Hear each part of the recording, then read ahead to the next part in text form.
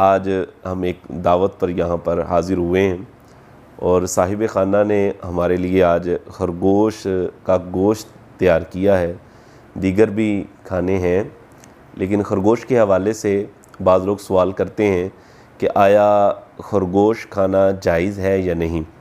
इस बारे में ये मसला याद रखें कि खरगोश खाना बिल्कुल जायज़ है। तमाम आइम्मा इस बात पर मुत्तफ़िक़ हैं और बुखारी शरीफ के अंदर भी ये रिवायत मौजूद है।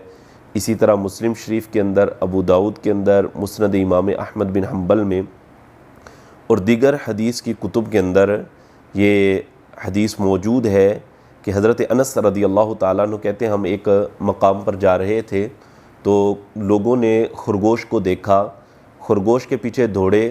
तो हज़रत अनस रदी अल्लाह ताला अन्हु कहते हैं कि खरगोश के पीछे जो दौड़े थे वो पकड़ने के लिए दौड़े, तो वो लोग थक गए।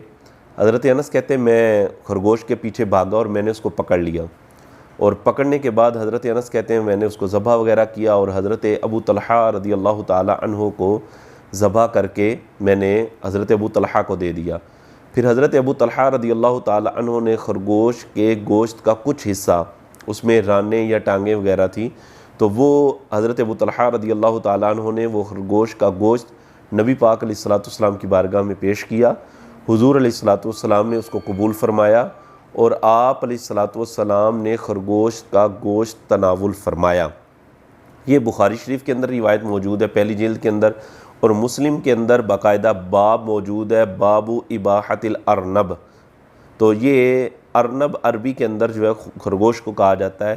तो लिहाजा अहादीस के अंदर ये मौजूद है कि नबी पाक अलैहिस्सलाम ने खरगोश का गोश्त तनावुल फ़रमाया, इसे कबूल किया। लिहाजा खरगोश का गोश्त खाना बिल्कुल जायज़ है।